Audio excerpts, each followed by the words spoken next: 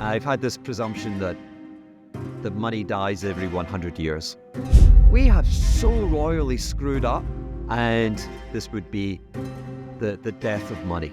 Meet Hugh Hendry, legendary hedge fund manager and macroeconomic analyst. He made his name by betting against the system and thriving in times of chaos, with a sharp eye for spotting opportunities where others see risk.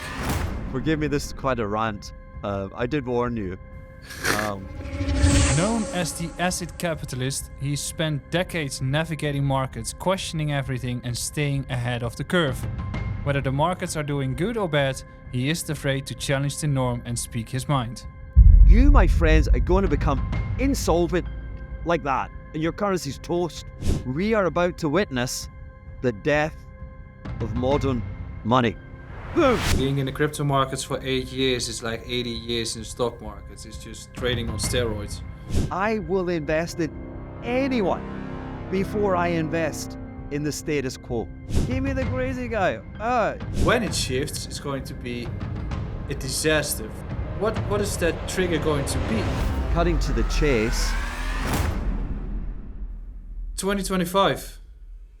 Is it going to be a year where we're going to see a lot of surprises? I recall a tweet from yourself. I think it was the first tweet where you said, 2022, we were expecting no rate hikes from the Fed. 2025, we are basically expecting nothing to happen from the Fed either. And today, the Bank of Canada announced that they quit QT.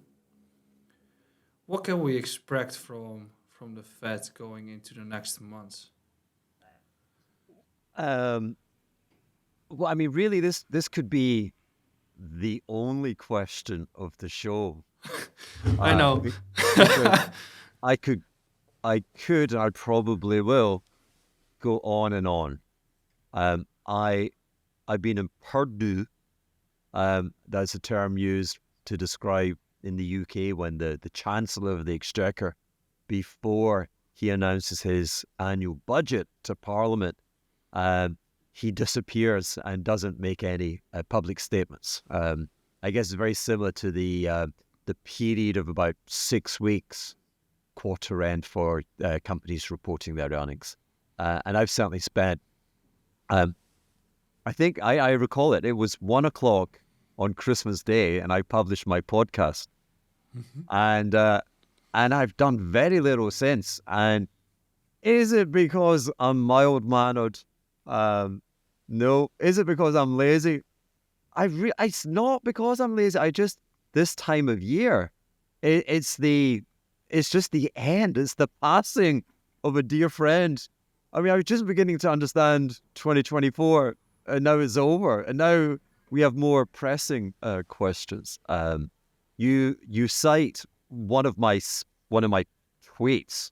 I wish to correct you. You cite my only tweet, which was a week ago, and I feel it requires further clarification, because I was saying that we go into this year, we're in this year, and the expectation from the Federal Reserve, something which the governors have been at odds and pain to emphasize, is they're like, we really don't want to do much. We've done it. We cut rates, like 100 basis points from September last year. So ideally, we'd like to just sit on our asses, if you will. And if you look at the rate expectations market, now it's called SOFR, the expectation at most is like half of a quarter bit, is nothing. Okay. Mm-hmm. And I was saying the last time when the expectation was that the Federal Reserve would be doing nothing was 2022. And that year was notable because they did a lot. Mm-hmm. Yeah. They're like, we're done. Yeah. We're done. Well, they raised interest rates 400 basis points. Yeah. Almost a basis point for every PhD they employ, and so I feel like the most assured bet for the months ahead is that there'll be more than nothing that happens. There'll be quite a lot of activity. And here we are. I've been sitting on my roof terrace, cross-legged, meditating, trying to find it. And a lot's happened. You know, we had that blowout non-farm payrolls.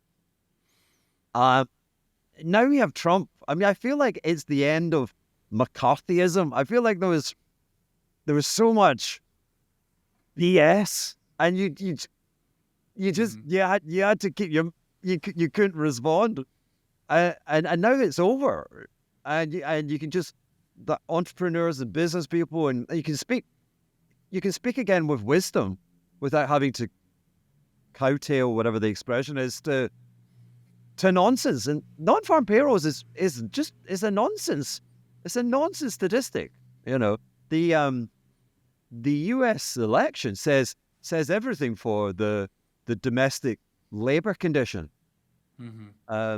It's that it doesn't feel prosperous to the many, and hence the agitation for change, for any change. I mean, Trump's just like, well, when they look at the alternative, they're like, I will invest in anyone before I invest in the status quo. Okay, so give me the crazy guy. Until you guys start listening. So non-farm payrolls, blowout, subject to revision. We had inflation. We had an amazing inflation report, amazingly tame. True. I mean, amazing only versus the whipped up sense and miseducation, perhaps. We were talking before coming on camera about your miseducation in the dismal science of economics, and perhaps for sure we're going to discuss the miseducation and understanding, the misunderstanding of what inflation is, and then let me shut up by saying something simple, because I'm done with being profound. But I want to say this market is simple in terms of risk-taking market. I want to say that we've established, to use a nautical expression, we've established a plimsoll line, you know, the graduation on a ship's hull, essentially showing load-bearing weight as it sits, as a tanker sits in the water. And I want to say to you that the plimsoll line is set at 5,700 on the most important index in the world. You know, the supercarrier for all the world's wealth today is the S&P 500.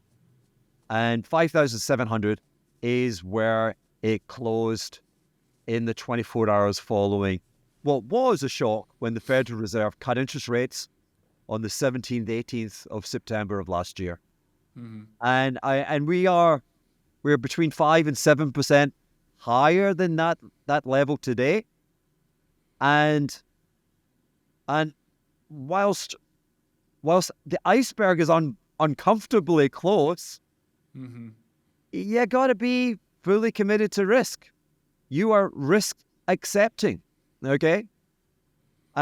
Until such time as the S&P were it to trade below the levels of September 17, 18. Now, is that witchcraft?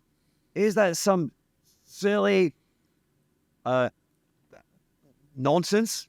Quite possibly, but I import a great deal of significance to where the market trades cyclically when the Fed prints its first rate cut. And the price vis-a-vis that level kind of reveals everything. So whilst it's tenuous, we're only 5 to 7% above it. We are above it, and therefore we stay simple and we stay aligned and risk-seeking, but cognizant of the view that we might seek to lighten up should we fall below those levels. So I want to say it's simple. I mean, I think you have a good point there. And by the way, for the listeners, we have been recording this prior to the Fed meeting. So we technically don't know what's going to happen over there. But in the sense that you say you need to take risk at this point, or risk acceptance, you need to have that. It's very straightforward, but it also starts to feel like we are in some sort of 1928, 1929 type of market at this point, that it can't go on like this. Just the same as the other day I saw that there were only two examples where the markets were pricing higher yields where the Fed started cutting, which was in 1998 and in 1928. So if those two are the prime examples of the markets that we're currently acting in, then we're just kind of sailing across the world with Trump being our leader and saying, yo, we need to take risk and everything is going to be fine. But underlying of that sort of run, there's a fundamental crash going to happen in the next 5 years. So it swings both ways. And there's a lot of volatility involved, and that also implies that there's more risk. I mean, well done you. I'd love to say more than halfway through. I think in my head, I'm more than halfway through writing what for me could be a major paper, which plays on a lot of the themes that you've just mentioned there. I certainly would not wish to be cavalier or light in this notion of risk-taking. It terrifies me. It terrifies me at the best of times. You know, like you should feel some terror at the consequences of being wrong. But we are in one of those very rare portals, one of those very rare windows in the history of the last 100 or so years of financial data where valuation is a concern. And there's much in the way of precedent that says that we are overestimating buy and hold, the return from buy and hold, that we have been very well remunerated the last few years. But at a starting point with these valuations, that you may do well to achieve 25% of the historic compound annual growth rate from stocks. So I'm very concerned about that. And more so with the overlay of my prejudice. And my prejudice is formed through seeking patterns with historical events. And I do keep coming back to two episodes, the late 1920s and the late 1990s. And I think they can be characterized as events when the Federal Reserve adjusted its policy rates with one significant eye on the overseas sector. And if you will, it took one eye off the domestic sector. Yeah. So if you will, it cut rates to alleviate pressure offshore. And in the two times that the Federal, it's only done it two times. And in those two instances, stock, the stock return was amplified into a bubble and subsequently into a catastrophic correction. And that's why procrastination and prediction at this point so early in the year seems like a crapshoot, because on the one hand, I know that we're coming into 2025 and we've had 2 consecutive years of 20% gains, more than 20% gains in the S&P. And that's rare. But at the same time, I can't preclude the notion that the Federal Reserve will cut if the situation deteriorates further offshore. And then with regard to historical pattern, there is the extraordinary period between 1995 and 1999 when stock market returns were plus 20%, not for 2 years, but for 4 years. And now that's never happened before.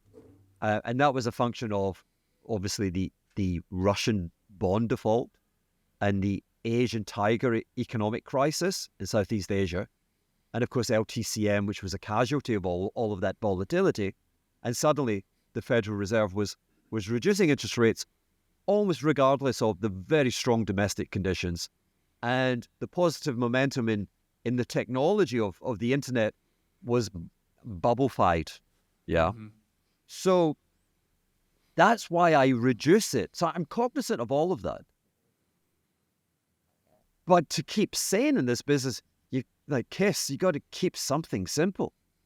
And so I feel like that 5,700 is going to be how I stop having gray hair, and is how I'm going to retain some notion of responsiveness and alertness to both the opportunities and the dangers. Well, I need something because I'm turning gray, but I guess that we just discussed it prior to our conversation. Being in the crypto markets for 8 years is like 80 years in the stock markets. It's just trading on steroids. Um, but I think if you look at the markets nowadays, then it feels like we're creating some sort of chip or tech or AI bubble, anyways, where all the tech companies are just having significant returns over the past years. Of course, 2022 was disastrous for instance, Meta and all those other tech companies, but that was also due to the fact that the Fed was raising its interest rates, so then tech companies become more expensive. Um, but similarly to your examples, China has almost defaulted anyways. It's So in almost a defaulted on what? Well, if you look at the real estate markets in China, they have been going down like 50%. The stock markets are doing bad. Um, China just announced the past months that they have the largest QE packages taking place to just stimulate the economy, primarily due to the reason that they didn't have any COVID stimulus, so they need to activate the economy again. But China is having its issues while US pretends to be the strong player in the markets at this point, while the US is actually the weak one of the two. So is the fact that China is currently the one having issues, the fact that the dollar just continues to stay strong and the yields go up and we live in some sort of fake Fugazi land that everything is fine? Um, did you say the US is the weak player? Well, not yet. Right now No, it's yeah, right okay. now One it's no, no, no. Right now it's still the strong one, but it can't just like I say that because if you look at the domestic economy or if you look at what's happening with Trump being such a big winner, it might be in essence it's just naturally not a great outcome of the elections, which is in line with the right parties winning in Europe, which we've seen quite often in our history as well. It's not always a positive signal for um, happiness in the society, right? I mean, it would be very gripping if my voice changes, if the microphone has jumped, because um, I I think want it's to the get same now. okay. But I want to get serious. Um, I the Let's see if the last few weeks haven't been an absolute car crash for me, and I've actually learned something. What I want to say, I want to draw you a picture, a picture of perhaps analogy with the 1920s. Mhm. Um, and if we were putting a chapter heading on this, this would be the death of money. Um, I've had this presumption that money dies every 100 years. Here we are, we're 2025, and we're like 100 years removed from the events that I'm going to draw upon. And in 1930, we saw the end, effectively the end of the gold standard, which was a death of money event. Okay, so and I'm going to focus on the UK um, for several reasons. The UK back then made a catastrophic decision to repeg its the British pound to the gold, um, at the same level as the pre-First World War level. And it did so in 1925. Now, the war, of course, had raised the price. War is many things, but it's a supply shock. Mm-hmm. And it had, it was like an elephant passing through a cobra. Prices, boom, they didn't go down. Prices just become elevated, yeah. And so domestic British sterling prices were way higher than the level which preceded the First World War.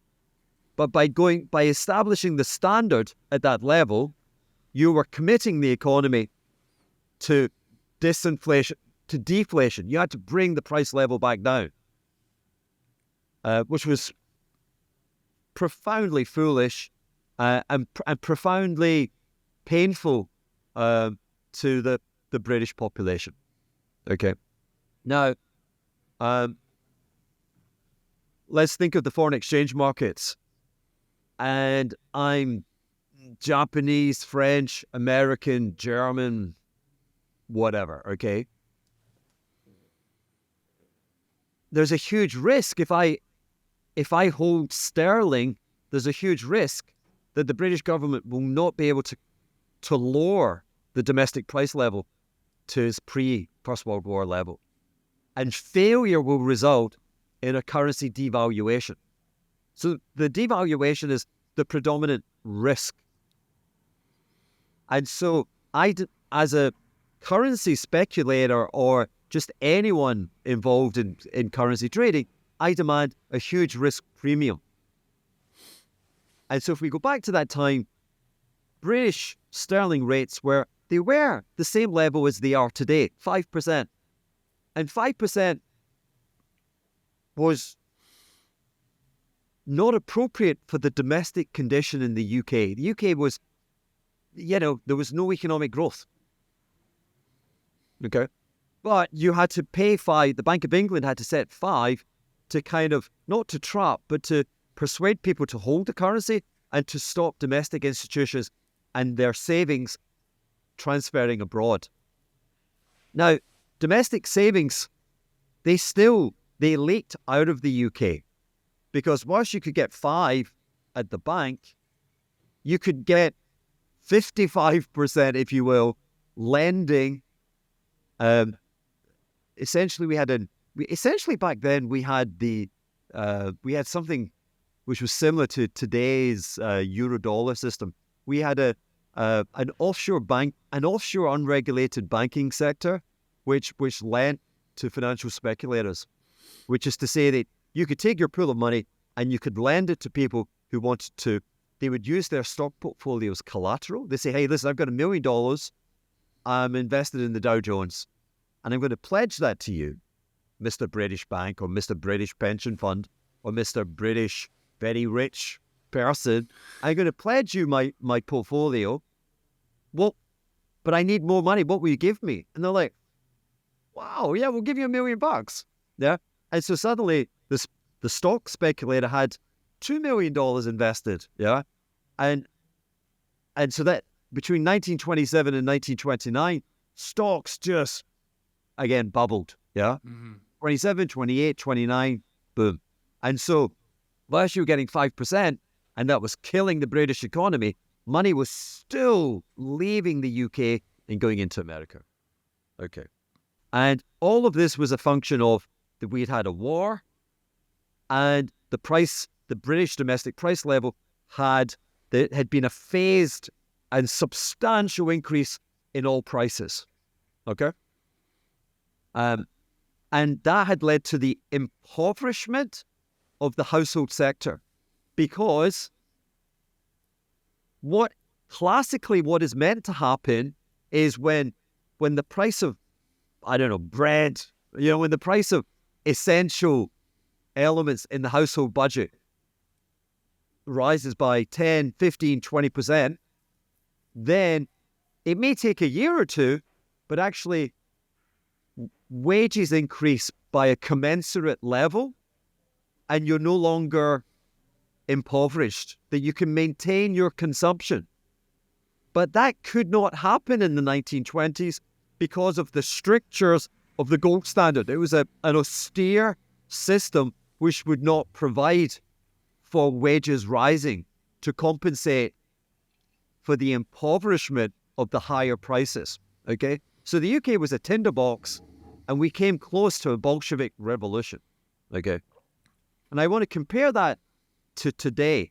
And I'm focusing on the UK because it's the same applies for France, and more so. But the French are within the Euro system, right? And so all the pressure is diffused. You know that the euro is this substantial, kind of equivalent to the US dollar as collateral, very, very, very liquid, and people are willing to accept like European bonds almost as being proxies for dollar bonds. They are not willing to accept a 10-year gilt as being dollar equivalent to a US Treasury. Yeah. So the UK was different in the 1920s because it went back onto the gold standard, and it's different today because it's not within the currency regime of the euro. Okay. And so it's more vulnerable, and therefore it's worth discussing. Mm-hmm. Now, we've had no world war, thankfully, but we had something which was almost as expensive, which was the pandemic. And the pandemic years of 2021, 22 led to, again, a phased, stepped increase in prices, in all prices. And owing to your education, you want to call that inflation. But it's not inflation. It is the impoverishment. It is the devaluation of the labor class. Okay? Because, and why?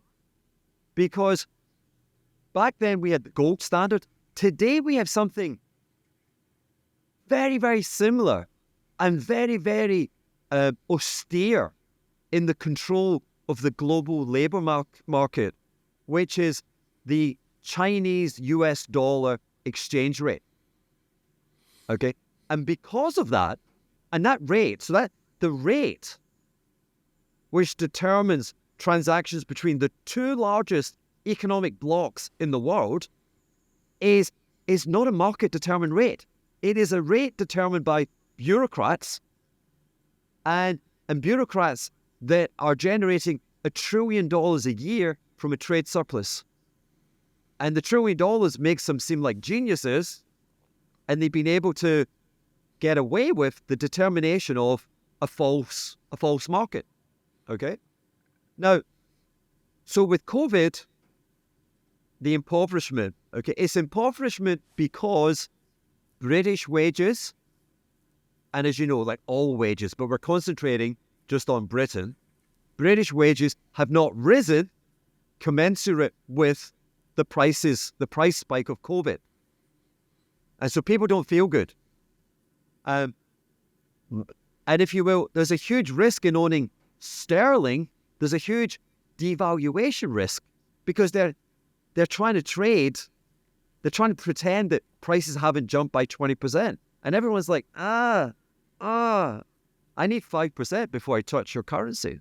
And of course, 5%, Bank of England are meeting today. They might, the Bank of England is now the most hawkish. What is most hawkish? It's the most hawkish central bank in the world. Going into today, Bank of England rates were 4.75%. So that's probably the highest of the developed world.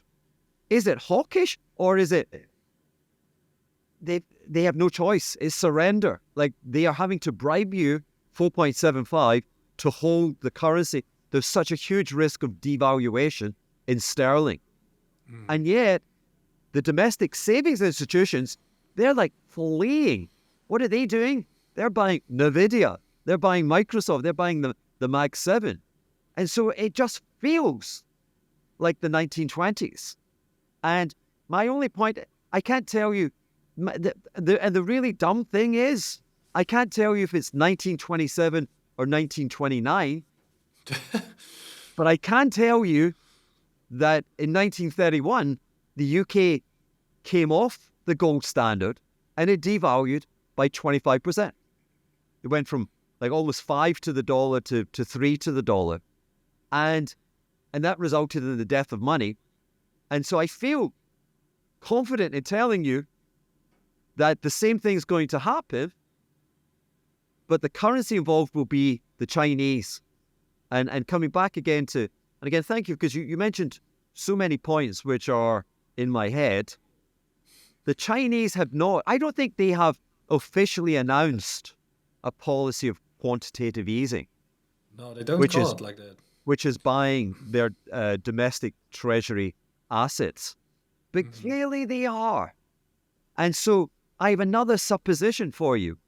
And forgive me, this is quite a rant. I did warn you. Everyone believes that the Fed is your friend. Like, you know, that there's a put option. You can put it back to the Fed will bail you out. The Fed is the friend of the stock market. I don't believe that's true. I believe that the incredible return from US risk assets is a function of the malaise and the corruption of the dollar renminbi rate. Yeah? That in order to maintain the external price of the Chinese currency, the Chinese had to put all of their spare resource into the risk-free US bonds. And in doing so, they inflated. We live in a world where everything is overvalued. And it's overvalued to maintain an overvalued exchange rate. Okay? Or an undervalued exchange, depends on which side. But you have the overvaluation of everything to maintain the fantasy that one red cabbage or one renminbi, seven renminbi is worth $1. Okay? And what I think may be happening is that we're getting a regime shift, that the Chinese are going, we have so royally screwed up, like property disintegration, a stock market which is on its ass, trades at the same levels as the start of this century. And they've announced policy bazookas and stocks went down. And they're like, oh, what the heck? Yeah? And so I think what's happening is rather than target the external price of China, the bureaucrats now are very focused on the internal price of Chinese assets. And so all of their flow will be directed internally. And so what you're going to find is the death of money. Like, can I just say to you that since 1982, the S&P has risen. How many? Here's a test. Okay, just make up a number. How many times has the S&P gone up since 1982? In terms of years? No. I mean, in terms of multiple that's 43 times. years. I mean, 42 years. But if it was 100 in 1980, which it kind of, well, I'm giving it away, but how many? Like, has it gone up 10 times? Close to it, or maybe even more. Yeah, I think it is 7 or 8 times. 7 or 8. Okay, so the Wrong. The right answer, albeit it's friggin' crazy, is it's gone up 60 times. 60 times. Okay? But that is not economic growth. That is primarily due to the fact. Exactly. So what I'm saying to you is, I said 1982, 12 years later, you find yourself in 1994. It's remarkable I can add 12 to 84. To 82, rather. What happened in 1994? The Chinese devalued their currency when the US, Mexico, and Canada came together under the NAFTA.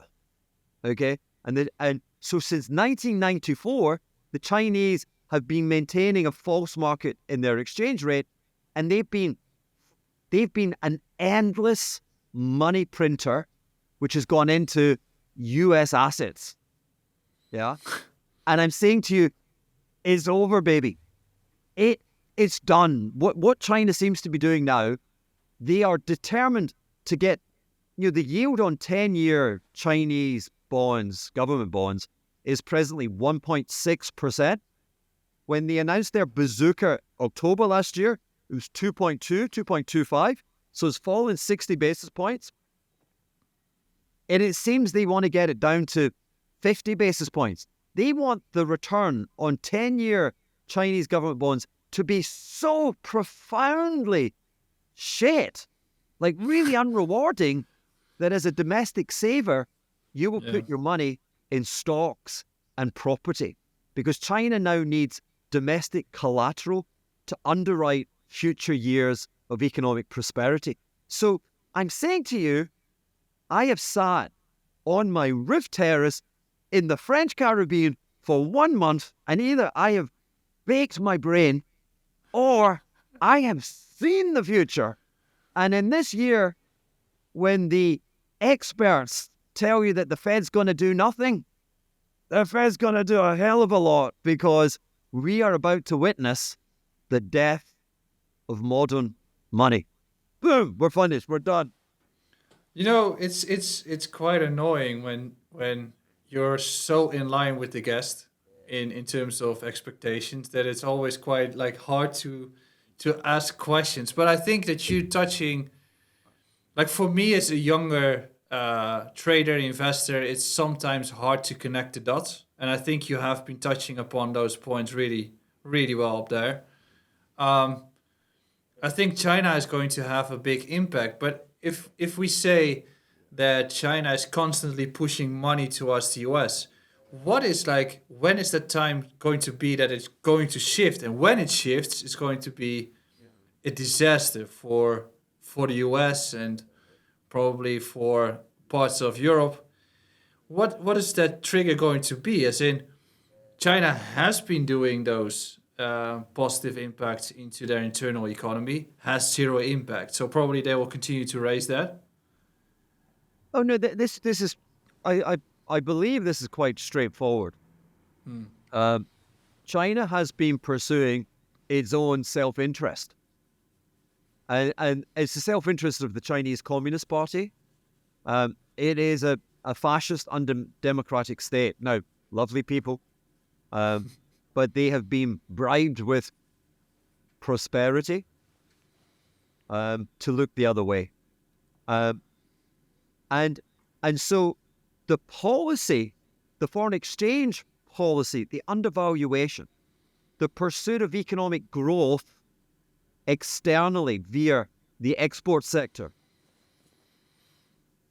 will be supported for as long as it maintains the objective of at least 5% economic growth domestically in China. When that fails, they will give it up in pursuit of a policy which is better suited to the achievement of something which is impossible anyway. Okay, so, and I think that's what we're seeing. We've seen them in the last 4 months. Their policy announcements show their concern that their projections are most unlikely to be met. What we're seeing in the 10-year Chinese bond demonstrates vividly that the government is involved. Now, the next point is, so most likely with everything with Trump is an exaggeration. So there's going to be 50% tariff on everything from China. And now maybe it's 5% or maybe it's 0.5%, Yep. Or nothing, whatever. Or nothing. But there were tariffs imposed under Trump 1, which the Democrats retained. And they are essentially they are deflationary. So people again say they're inflation. So again, let's go back. Let's say Trump is true to his word and he puts on a 50% tariff. Okay. So what that means is the price of, I'm Walmart and I import, I don't know, $100 billion of Chinese product a year. And I'm going to have to, that $100 billion is now going to cost me $150 billion. And so my prices are I'm going to add that to the price on Amazon. And so again, with the dismal science of economics, we say, oh, inflation. But it's not. That is actually impoverishment, because U.S. wages ain't going to rise by 50%. Mm-hmm. Yeah. And so, again, you're going to get this malaise, and people are going to get frustrated, and they're going to keep electing kind of, provocateurs who are sympathetic to their anger. It's not inflationary until you break with the Chinese break via the currency. There is a notion that now with the tariffs. So I'm not demonstrating this very well, but there is a very valid argument that any tariff can be circumvented by the Chinese by devaluing their currency. Yeah. And I don't dismiss that. That's very true. But it's deflationary. It's not inflationary. The economics of devaluing an undervalued exchange rate. So again, forgive me. Would you agree that the Chinese renminbi seems to be undervalued vis-a-vis the US dollar not on a political basis, but on an economic basis? Would you agree with that statement? I think, well, first of all, I'm not the biggest Forex exchange expert, but I think so, yes. Yeah, and the evidence would be that their trade surplus with the rest of the world is in excess of 1% of global GDP. Mm-hmm. And we have 150 years of data, and that's like 1929, it's like 1999, right? It's an extreme event that is very rare for any nation to have a surplus mm-hmm. of 1% of global GDP. So it's very rare. And therefore, the supposition is the exchange rate must be undervalued. So if you devalue an undervalued exchange rate, nothing good happens. Why? Because your economic neighbors, they say, hey, get out of here. Like, you're killing us already, and now you've just had a competitive devaluation against us? No way. So the benefit from your exports is almost zero. Mm-hmm. And you're hoping to gain more from exports because if you devalue, then the cost of everything you import has gone up. And your household sector, they're not getting wage increases. And so again, they are impoverished. This is a really, really bad situation. So I look at, again, the frustration is, I can see the future. But when I look, you can't pinpoint it. Yeah, I do these dream manifestations, and I see it all clear, and then I wake up, and I'm like, I'm trying to rub it gets a little bit opaque. And which year? But I'm sure this year is very, very close. But maybe we get 2 more back-to-back incredible S&P years, or maybe the thing blows. But I think that holds the two together is, and to make it practical for investors, is I'd be looking for an ETF, an American ETF, that gave you exposure to the SOFR contracts, for the interest rate contracts for essentially where the Fed will be. So December December and all the way out to June 26, you can essentially, you can buy those contracts around 96. And to let people understand the significance of 96, it's bounded at 100. Where it's essentially 100 would be zero Fed funds rates. And the likelihood that America can go to negative rates, I wouldn't say it's impossible, but it's deemed to be less possible than than Europe, owing to the huge scale of money market funds. Mm-hmm. So the notion is, and you get a lot of leverage in those contracts, and you can buy options on those contracts. And if you're buying options, you've got to be selling options. So you would want to you'd want to essentially create an option package that said that the SOFR between December of this year and June of next year would trade above 98. Yeah, so you'd be kind of, if you will, because it's options, you've got to sell something, because options are always expensive. So sell something to buy something kind of allows you to take out the price premium in options. Mm-hmm. But you essentially want exposure to the notion of actual Fed funds rates being 2 or less than 2% between the end of this year and the middle of next year.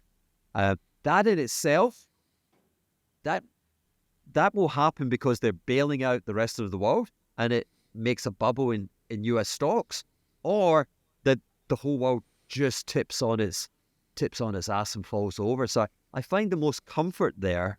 So again, all this job owning and fancy talk and nonsense, cutting to the chase, this 2025 could be quite a straightforward year. I'm positioned, we haven't mentioned it yet, but digitally, I find the only asset which has profound asymmetry to the upside is Bitcoin. I'm sure you'll be delighted to hear that. And so I've got an exposure there. I've got an exposure to a surprise. And my big surprise is rates. Rates are going to move a lot, and this is going to be a big deflationary year. And so I'm putting the two together, and I'm like, and as long as the S&P trades above 5,700, you know, the games and the merriment are going to continue. But you watch, if we lose 5,700, then things will become quickly more deflationary, and asset prices could be subject to quite a substantial devaluation. Boom. I think we are going to talk about Bitcoin for sure. I think you have been I think you have been talking about this on a previous podcast late in 2024 too. So we're going to talk about that. But I wanted to touch upon a few other topics before, which is perfect. There was one occasion in 2024 that the market significantly dropped on either a crypto or the stock markets, which was when the Bank of Japan did its rate hike, given the fact that we have the Japanese yen carry trade. Earlier this week, or actually last week, they announced another rate hike, and they continue to do so. What's the impact of that? Again, bravo, well done, because I should have mentioned Japan. It's very complementary. It's kind of the similar trade, right? You borrow money in Japan, you invest it in the US, everything is great. Yeah. But simple words. It's very similar to my discussion about the UK. Yeah.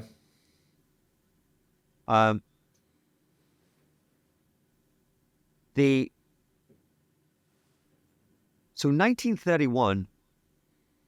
Sorry to bore people. They're like, "Oh, stop going back." I mean, don't mention the war. I mention 1928 and 1929 quite often on my other YouTube channel because I see a lot of similarities with that period and the current period. And the fact is that people won't understand what will happen in these years is because they don't look at those years. There's nobody from that period alive anymore, but there are so many similarities taking place that you can actually learn from it and take relatively wise decisions. So I would like you to continue talking about those years. That's really good. Well, thank you. And I promise you, I was not alive. uh, Who knows?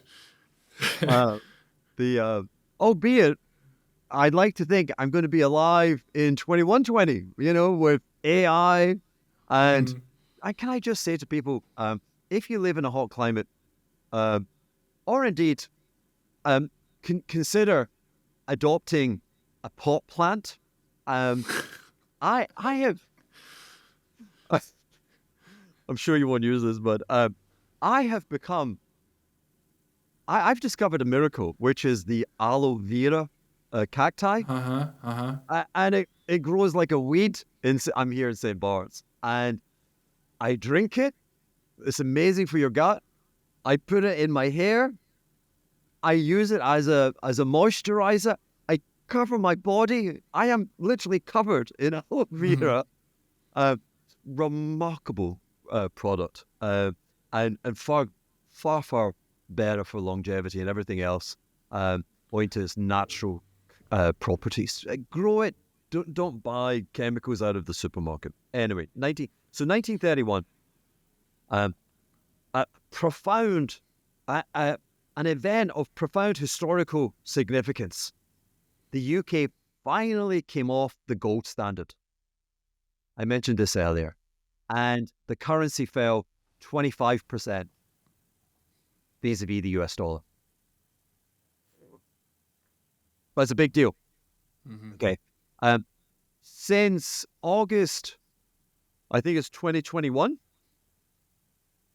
the Japanese yen has devalued 25% versus the US dollar. Yeah. It is mind-blowing. Like, Mhm. so for people of my generation, born in the 19th century or something, yeah, we've never seen we've had a devaluation in the yen. Now, people take succor like a dummy tit. They take succor on logicality, and they say, but that's because the US is at 5 with its inflation, and Japan's at 0, and the US is going to come from 5 back down to 0, and so it's just it's an aberration. Mhm. Um, and again, what that lends itself is this notion that all these currencies, except the dollar, have a devaluation risk, and so they have to have higher and higher interest rates to protect you from the devaluation risk. And so not only has the yen fallen 25%, but the authorities there are saying, heck, we better start raising interest rates or our currency is going to devalue more. Now, more than 25 is, you're going into this chapter that I call the death of money. Mhm. The yen should not be falling 25%. That is off the charts in terms of negative significance. And they raised rates in July from nothing to nothing, yeah? And that was enough to set off like a 12% correction in global equities. And within that, there was Yeah. some really, really big declines. And then shortly Crypto, after, it was like big, Ethereum went down 40% in like 3 days. yeah, Bitcoin went down 25% based on that trade. yeah.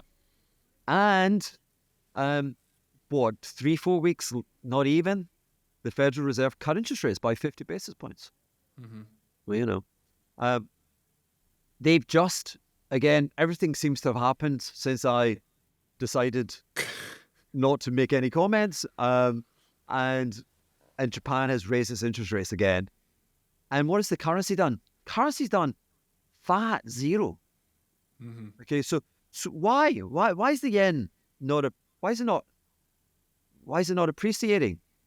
It's not appreciating because the promise by the Bank of Japan to keep raising interest rates is baloney. Like people like me, we're like, I don't believe you. I do not believe you. Yeah. Because so in that environment, we've seen this with all the hiking cycles. The Japanese curve is steep, which is to say the 10 years like, I don't know, like 1.2, the 2 years 70 basis points, steep in Japanese terms, yeah. And if you're going to hike rates, and supposedly they're hiking rates to control inflation, then you're going to hike rates and flatten your curve. So you're going to take Japanese rates to 1.25.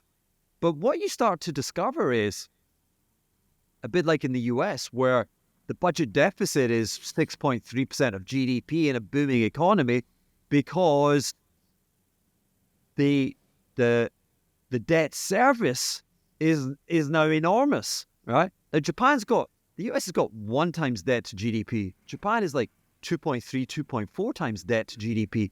Once you start repricing your short-term rates and dragging up the curve, when that and you're refinancing all the debt that works off, you are in this world of fiscal dominance where you don't have the GDP growth to support where your interest rates are trading, and you are rapidly going to become a sovereign insolvency case, in which case your currency is going to trade 200, 250, 300.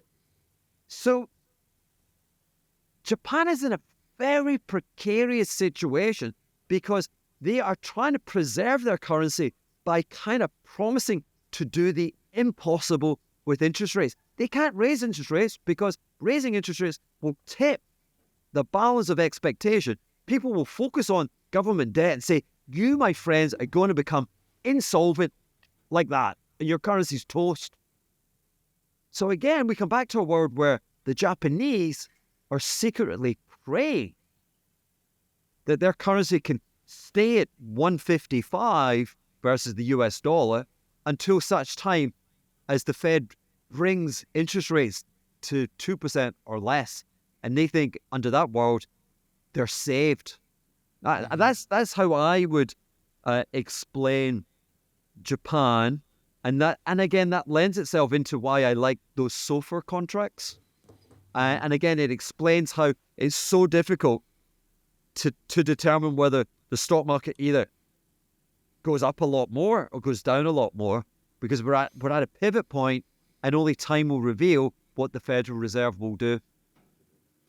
Yeah, and I think it's a good last few words where I think all those factors take into account on how markets are moving for sure, but we also have an internal debate in the US currently, which is Trump wants to lower the interest rates. He probably understands the dynamic. And Mr. Jay Powell wants to remain his hawkish stance, have a very tiny framework in which unemployment and GDP and everything needs to stick into in order to avoid doing any rate cuts. Actually, the topic is going to be to do additional rate hikes, which I find quite foolish. But is Trump going to have any impact on the Fed decisions? And if that is the case, like if the Fed is going to announce a rate cut in this meeting or next meeting, then the topic of the media will probably be it's because of Trump. And if that is the case, it will put additional uncertainty on a lot of things within the economy. So my question is probably, is Trump going to have that influence, or is it independent and they will frame him that he has been putting some pressure on Jerome Powell? Well, Trump certainly is adding to the risk premium. You know, if you're going to own 10-year treasuries, you're probably holding off for higher yields because you need a greater expected return in order to deal with the hurricane, which is the mouth of Trump. That's true, yeah. So let's see if we can discuss a few things. First of all, there's an observation,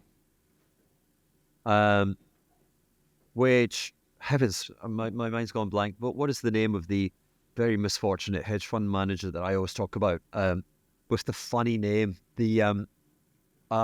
the guy, he was an ex-Soros kind of trader. Niederhofer, forgive me. I've invented a rule called the Niederhofer rule of 5. And he is a kind of a preposterously volatile character. I was reading, there's a wonderful article about his career in the New Yorker, which I'd recommend to everyone, much better than reading his book. But it finds him in 2007, and the 10-year Treasury bond yield hits 5%, 5.1, and he shorts the S&P, and he shorts the S&P in a preposterously large size. And his argument is that 5% is a very, very appealing return that at the margin will persuade people to sell equities and buy bonds, whatever. Okay, and it just made me look at that level, and what you see is that in this century, in the 21st century, the number of observations where the 10-year Treasury yield has traded 5 or greater are remarkably few. Mm-hmm. Like, you were in the 25th year of this century, and since 2007, I think there have been no more than 24 days where you've had yields greater than 5%. I mean, check it. Okay. Probably last year, I know. Last year, we got there. We got there actually. Not last year. We got there October 23, Yeah, which that's was true. the lows peak. of the stock market, and then we kind of got to these levels in April of last year, and now we've round tripped again back to these levels. Okay, and so I believe presently that whenever the 10 years is around about 5%, that actually I want to own fixed income, or I want to be taking contract risk with Fed easing. That's my notion. So I feel that we're in an environment where I don't see it. I don't see something has to change fundamentally within the landscape for bond yields, for US Treasury bond yields to trade 5.56, 6.57. Okay. Now, that could happen.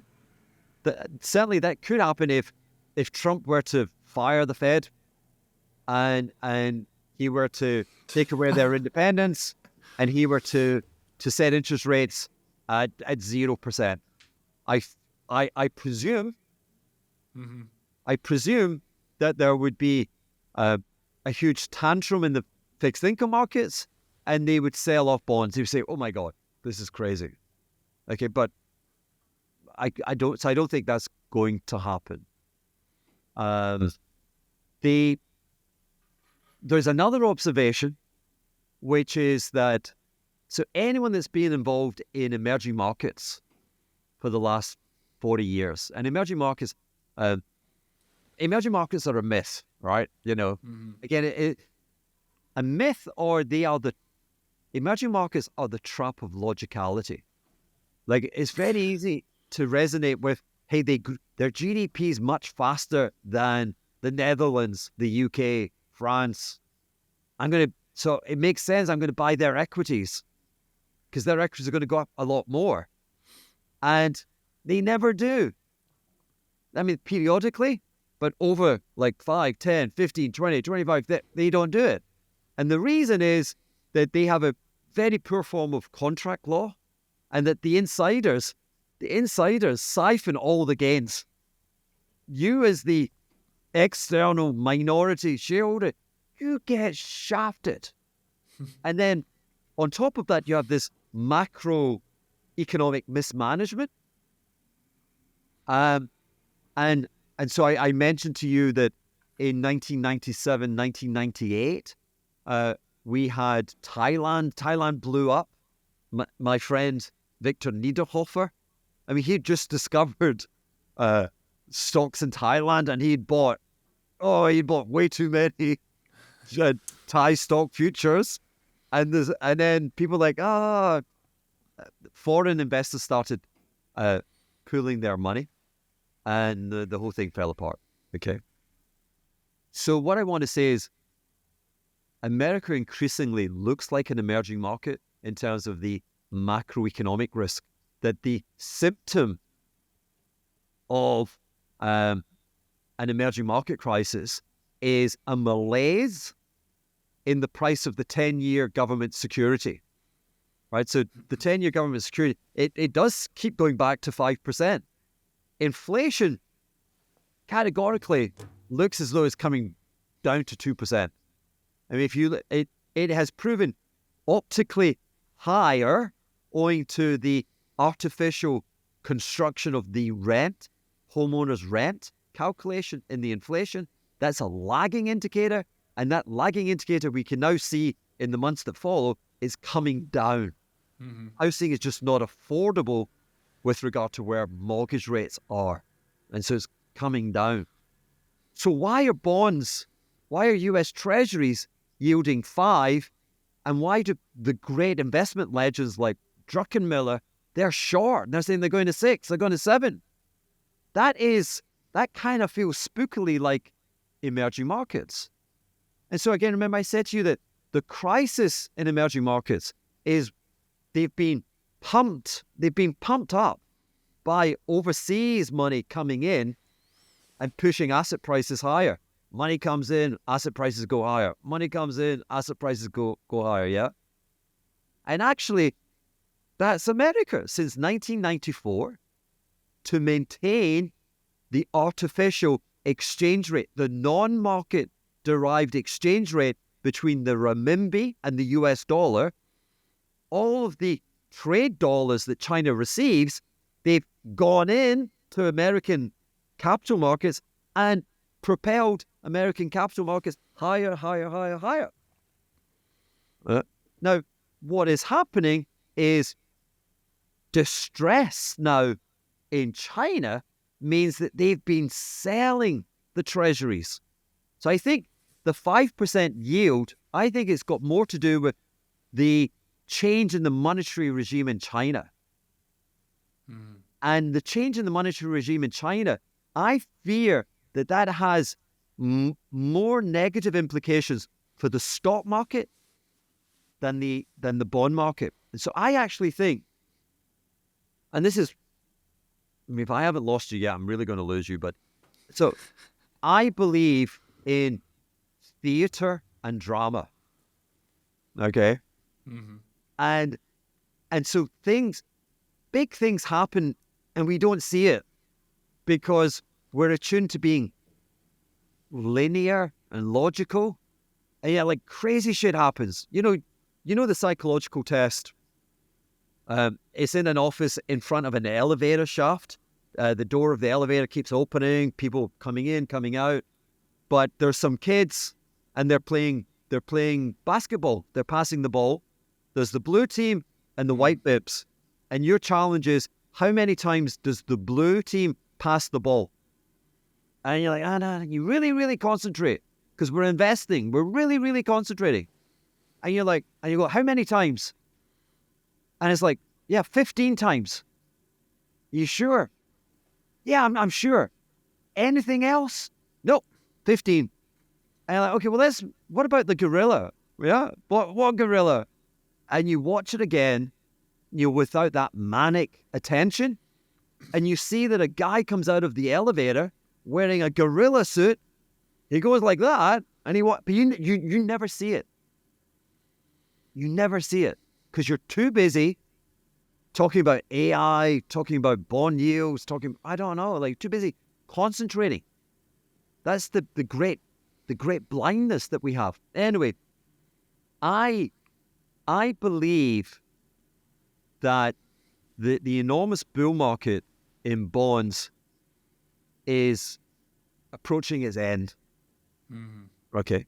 But it will end with a drama that no one could foresee except crazy people like me, right? My challenge to you is I think the 10-year US Treasury could approach the price highs or the yield lows of 2020, 2021. You think so? And yeah, because I can see so much deflationary events happening. I can see the death of money. And the first response to the death of money, you will, like volatility will go crazy on the upside. You will crush risk assets. And you will have to own, like initially, you will make money on treasuries. And and somewhere between that point, between now and that point, I will want to short the hell out of treasuries, because when you kill the gold standard and when you kill the dollar renminbi rate, you're killing money and you're unanchoring money. And I don't want to own a 10-year or 30-year government security at that point. So, crazy times. It's good that you're mentioning, like, I think that's also the interesting part here, which we also touched upon at the beginning, which is there's risk involved, and risk goes up when volatility goes up, which means that you can make a hell of a money or a lot of money during the year that everything goes up. But you can also lose it all if you're not very acknowledged or knowledgeable about the markets and understand the dynamics. Like a retail investor isn't going to understand that once the markets start to crash and their Amazon stocks fall, that they need to buy treasuries. That's just not going to happen. But if we are going to repeat 1928 or 1998, we have 1 to 3 years of actual upside and then probably 2 to 3 years of drastic downside. What is I think you touched it with Bitcoin as well, but what is your, I would say, advice to a game plan when it comes to the upcoming years? Yeah, well again, is why my beginning was so seemingly light or unambitious. When I said 5,700, I'm long. Below it, I'm less so. The thing that investors get wrong, the most damaging error they make is swinging around, and you'd think that I'm encouraging that. History just demonstrates that you want to have a diversified portfolio and be kind of long. Naturally, yeah. And so I'm like, you want to be long stocks. The equal weighted S&P. Yeah, it's only the last 2 years it went up like on average 12%. It's not that bad. It's not that hard. Even with the Mag 7 valuations, I mean, Microsoft's not going bankrupt, right? So you will not be wiped out. Your returns over the next 10, 15 years, if you're buying those stocks now, you might be flat for the next 15 years. But if you're young enough, you're going to recover from it. And someone very wise, who was it, was saying that the key is drive your car really fast, but make sure you've got really good brakes. It's funny, like I'm in St. Bart's, and one of the top Formula One drivers, what's he called? George Russell. Yeah, he's staying here just now. Lovely kid, and very down to earth. No entourage. He goes to my gym. No personal trainer. Zero body fat. No muscle, but whatever. But good brakes. Drive really, really fast. So, what are my brakes? I'm saying to you. Well, first of all, look at my chassis. I'm saying I'm long risk. We're above 5,700. I am receptive. I'm taking it on. If you will, I'm fully invested, whatever that means. Okay. But I've predetermined a level where I will kind of go, ooh. But even without that, I've got the break, which is my SOFR contracts. That I'm betting on something which could make me a lot of money in the absence of the stock market doing well. So diversification. So diversification is the key to that. I think you mentioned that external money comes in, asset price goes up. Yeah. And just when you were saying that, I was just, isn't the same principle applied to Bitcoin nowadays? We've got the ETF, which has been created last year around this actual period, and we have a constant flow of institutions buying into Bitcoin through the ETF, and there we go, Bitcoin goes up, creating its self-sustained sort of supply shock. What's your thesis behind having Bitcoin in your portfolio at this point? I mean, I have the dumbest thesis on Bitcoin. I Tell me have about it. I'm very proud of it. I mean, I think I invented it. I mean, as dumbass as it is, but it is twofold. Um, you know, I manage money professionally. Would you believe? I mean, I don't know if I did, but I certainly had a hedge fund, uh, and when we looked to say, so I was in it to win it. Right? Hmm. When I looked to make an investment, I'm like, I want to make a lot of money because I'm going to worry about this thing, right? So if I'm going to worry a lot, I want to be rewarded. So I've always had this, what do they call it? Where you, Peter Lynch, young people don't know who Peter Lynch is, but Peter Lynch was one of the first superstar Fidelity mutual fund managers, um, based out of Boston. Uh, and he wrote a book, One Up on Wall Street. It's a classic. And one of his demands was that his team of analysts, he probably had hundreds, they had to be able to condense their argument onto a yellow stick-it note. And if you couldn't get that, he wasn't interested. And so here's my attempt for Bitcoin. My attempt is that today, with now Bitcoin at 102,000, the entire market capitalization of Bitcoin, if we assume the full dilution of the 21.5 million digital coins, is, let's call it $2 trillion. I want to say that it has the proof of concept has been established, that enough years have passed to say that it is an asset class, Hmm. that big money has come in and said it is an asset class that we want to invest in, and it's the smallest asset class. That its closest competitor is gold, and gold has a market capitalization of $18 trillion, and it's probably greater than $18 trillion because we're not accounting for the creep in mining. Gold mining output, I mean, gold will be diluted by a rate of 2.5% in perpetuity. Yeah.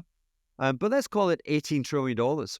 So my point is, Bitcoin why the upside to Bitcoin is at least the same market capitalization as gold, right? So for me, Bitcoin is something that could rise 8 to 9 times.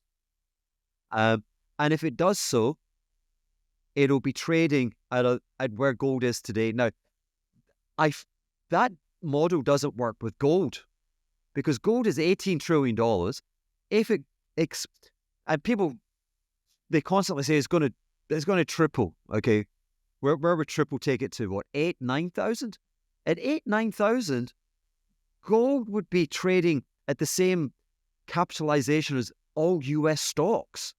That's with $3 trillion Nvidia's, Microsoft's, Apple. And I'm a fantasist. I can imagine a great deal of things. I cannot imagine gold consuming that amount of market capitalization mass. The stock market, can it triple? It would be $150 trillion. That's 1.5 times global GDP. That is 8 times US GDP. I can't see that. So of all the asset classes in the world, Bitcoin can triple. So if it just triples, Yes. it doesn't change the chemistry of the universe. Yeah. It would trade on what? It would trade on two NVIDIAs. That seems eminently plausible. And then I have a catalyst. I have two catalysts. The creation of the ETF, which was big money. So big money is like, we have got a problem. Okay? We are the casino, right? And we need people. We make money with people putting money in the slot machine, right? We're slot machine providers, right? But we need people coming in. But when the stock market is capitalized at $60 trillion, people are like, I'm a little bit worried about coming to the casino. It seems a bit rich. When gold is at $3,000, yeah, there's a few head cases, but most people are like, I feel like I missed it. Yeah. Mm-hmm. And so they're like, guys, we need a new casino. I need something which is small and people are going to come in and they're going to keep putting money into the slot machine and I make money. And someone goes, Bitcoin. They're like, genius, right? And so the ETF is the casino, right? And then finally, remember I was saying to you that the S&P, we mentioned 1982. Now, 1982 was significant for many reasons, but that roughly coincides with the creation of listed options on the S&P. When you introduce listed options, it's like the analogy I make is with banking. Investing becomes fractional. You know, like $1 of loan creates a cascade of 8 to 12 to $15 of new money. Yeah. And that's what I see. So when you introduce listed options, and we're in the infancy, the amount of money that's going to come in to Bitcoin is enormous. So can it go down? Sure. But everything can go down. And yet this is the one asset class that if it works, it really works. So that's my simple case on Bitcoin. I mean, if we talk about Bitcoin, then there are like 3 questions that pop up. So I'll just go on with them. First one is, Trump also has a similar view, I think, where he wants to create a Bitcoin strategic reserve, which to me feels like he wants to copy Russia and China, which these countries have been piling up their gold in the past decades, and he wants to do it with an asset that actually goes up in value. Well, I mean, I don't care. It's just noise. It's just narrative. I mean, it's good for being a Bitcoin holder that he wants to create his own strategic reserve, but I just don't know what type of impact it's going to have. I'm indifferent. Central banks and governments, where the Bank of England sold half of all of its gold deposits. Yeah. In 2003. Stupid. Apparently they're clever, and yet they held it. They watched it decline from $850 to $300 from 1980 to 2003, and then they gave up on it. Wasn't 2003 the low? Yeah, the Bank of England sold half of his gold reserves at the low. So when people tell me, oh, I'm bullish on this or that because the government's buying it, because the central bank's buying it, or they're selling it, I don't care. Like, tell me what Stan Druckenmiller's doing. Don't tell me what Trump's doing or the Treasury's doing. So for me, it's tittle tattle. I can see the attraction, but and it wouldn't make any difference if the capitalization of Bitcoin was $20 trillion. If it was $20 trillion and Trump was launching a sovereign fund, I don't think it would affect the long-term expected return. The key determinant is it's too small in the universe of global financial speculation. It can be driven multiple times higher because within the constraints of existing savings institutions and money supply, credit availability, is a lot easier to amplify the price of Bitcoin than any other asset class apart from individual names. I think the annual return rate for Bitcoin has been between 40 to 65% since its existence on average. Um, so especially when it keeps this or keeps being this small, it continues to go up with this average return over the years to come. And that brings me to well, the new, let's say, alpha man in Bitcoin and crypto, which is Michael Saylor, which is just pulling the strings when it comes to borrowing money, putting it into Bitcoin, borrowing more, using Bitcoin as collateral, and continues to do so. Do you keep up with anything that he has been doing or with his strategy? And if so, what is your view on that? There, in my opinion, it's a genius move if it plays out, but the counterparty has a lot of risk as well. Yeah, yeah, I don't disagree with that. It's I would do the same in his shoes, Hmm. but it does have a is it complex? It has a striking morality asymmetry Mm-hmm. that it requires someone. It requires someone to be a promoter, someone to be, if you will, a shill, whatever that means, and it requires a lot of dumb people.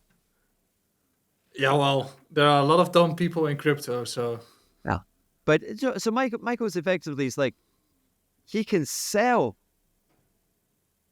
the stock has no value except its reserve of yeah. Bitcoin, and he can sell that for 3 times the prevailing price of Bitcoin to buy more Bitcoins, and he should do that as long as the circumstances permit for it. Um, but why would anyone facilitate that? Now, that it there's an argument that that situation owes itself to the absence of a listed options market. And so he's getting financing essentially via the converts. And within the converts, there is an embedded like 3-5 year option. And if I could, where would a listed Bitcoin 5 year option, where would that trade today? It would be, with the volatility, be very rich. Mm-hmm.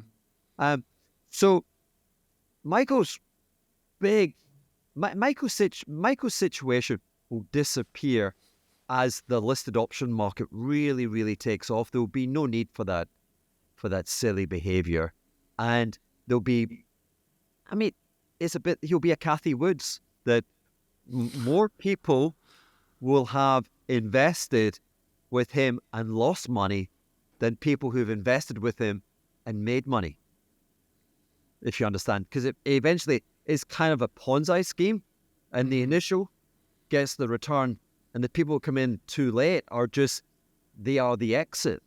Yeah. Yeah. So, but again, if you can sit there owning Bitcoin or owning, so presently I think your options are mostly on the ETF. There's a future. Liquidity is not great. They don't go out very far. But he's your best friend. Yeah. Every day he's selling stock and he's buying Bitcoin. And but owing to the liquidity, the pricing is not very professional. And so there are some, like if there was a kid and he was insisting on being involved in investing, I would say become the super smart on options and sit there and trade listed options in Bitcoin for the next 5 years. A question for you. What do you think the expected return on Bitcoin would be if it was trading at $1 million? I think less. Yeah, you don't say. I think less, yeah. Of course. It's It a would be. curve, right? It would be gold. It would be yeah, gold. It would yeah. be the stock market. hmm And That's that's why you've got a window of a few years to actually make that return, because after that it becomes boring as there's a lot of hedging and options and ETFs involved. So it's going to trade exactly the same as gold is. Yeah. So that's why they jump onto the bandwagon right now and just have, maybe it's going to be 6 years. Who knows? I don't know. It's going Um, quite fast. I, I Um, think I think it will go faster and faster. yeah. I think it will accelerate. But But that maybe coming back to 1928, 1929, Bitcoin doing this could be the ideal version of the bubble. I truly stand by that actual case that in the final years of the S&P surge, Bitcoin probably picks up its bubble momentum, where all the institutions jump into an even more risk-on asset, which is called Bitcoin. yeah. So so again, I started by saying we've had two 20% up years in the S&P. Mm-hmm. And in the 1990s, we had four. And so if we're going to repeat the 1990s with the bubble of AI, there's another two 20% plus years. If that happens, I think Bitcoin will trade a lot closer to 1 million in that period. Yeah. And I think it will lose its correlation with NASDAQ over that period. However, if that doesn't happen and we do get the death of money, and we see a substantial decline in stock prices, I do think, I think Bitcoin will trade significantly lower, Mm-hmm. but it would be an asset class that I'd want to commit to on falling prices. Bitcoin is like what do I want to call it? It's like a, it's like a covered, it's like a, it's presently, it's almost like a covered call. Like the volatility is so great that the and the present level I find comforting, and it could just be an income product, Mm-hmm. and it's trading at 100,000, and at 50,000 I want to buy like 4 times as much as I have today. At 20,000 I want to buy 10 times as much, Yeah. and so if I can generate income all the way down, yeah, not bad. Final question. Could, if we summarize that this period is comparable to some periods we've seen in the past, well, not by our own eyes, but we have been reading it in the books and seeing it on the charts. Um, we all kind of know what gold has been doing in the 1930s.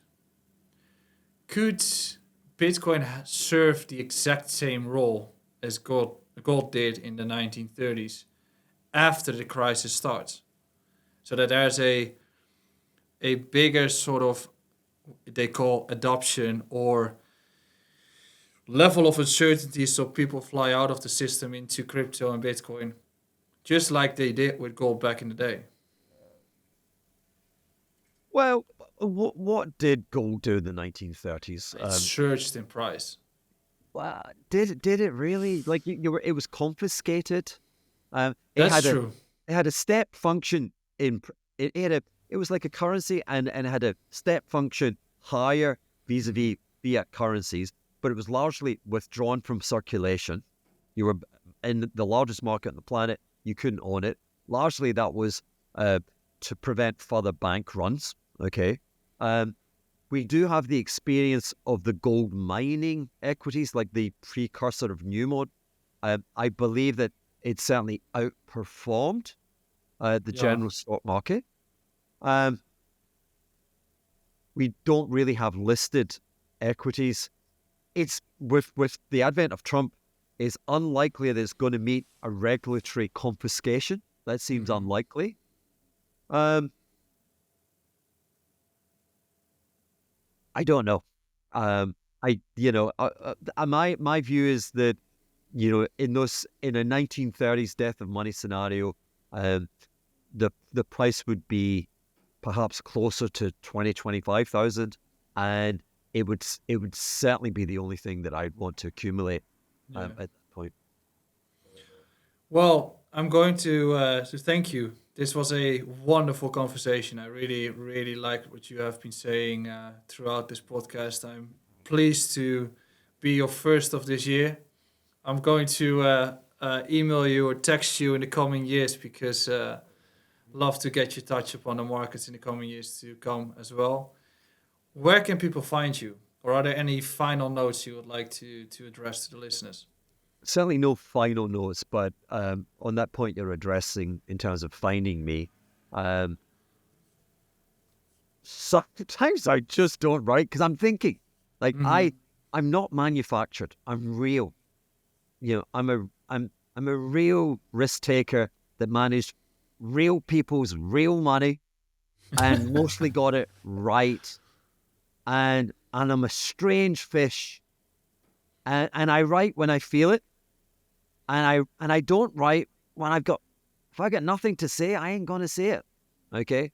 And and I think that makes my viewpoint something that should be of interest to many, and that can be found via solicitation on Patreon and Substack, because I refuse to be a charity. It does require a lot of work and a lot of grief. And I Mm-hmm. essentially sell a Netflix pass for $15. Come and be my buddy on Substack and Patreon. And once a year, in this beautiful surround of St. Bart's, I throw an acid capitalist summer camp. And you come as a stranger, you leave as a friend. You should come. We have a fantastic time, but we learn a great deal.